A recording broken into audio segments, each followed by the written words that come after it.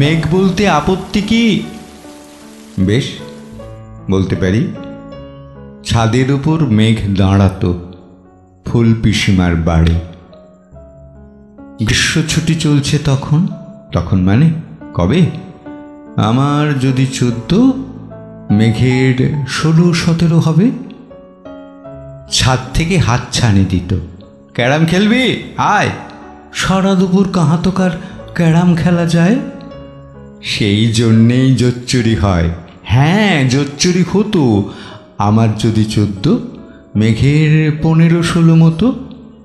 ঘুরিয়ে দিতে জানতো খেলা। শক্ত ঘুটি পেলে জায়গা মতো সরিয়ে নিত আঙুল দিয়ে ঠেলে। শুধু আঙুল, বোর্ডের ওপর লম্বা ফ্রকের ঝুল ঝপাং ফেলে ঘটিয়ে দিত ঘুটির দিক ভুল। এখানে না, ওখানে। হ্যাঁ, এইটা না, না ওটা। ঝাঁপিয়ে পড়ে ছিনিয়ে নিল ঘুটির বাক্সটা। ঘুটিরও সেই প্রথম মরণ। প্রথম মরা মানে বুঝবে শুধু তারাই যারা ক্যারাম খেলা জানে। চলেও গেল কদিন পরে। মেঘ যেমন যায়, কাঠ ফাটা রোদ দাঁড়িয়ে পড়ল মেঘের জায়গায়। খেলা শেখাও, খেলা শেখাও, হাপিত্যেস কাক।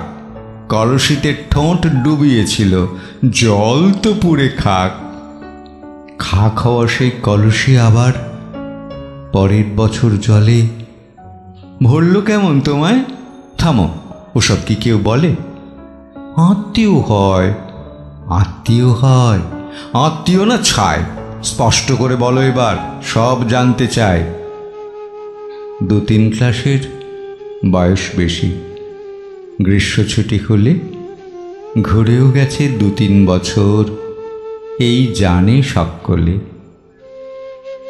আজকে দগ্ধ গ্রীষ্ম আমার। তোমায় বলতে পারি, মেঘ দেখতাম ছাদের ঘরে ফুল পিসিমার বাড়ি।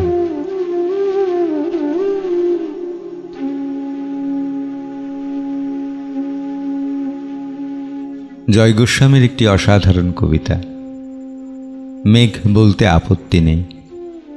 কেমন লাগলো আপনাদের? মতামত জানাবেন। কবিতা কণ্ঠে দেবাশিস নন্দী। নমস্কার, ভালো থাকবেন।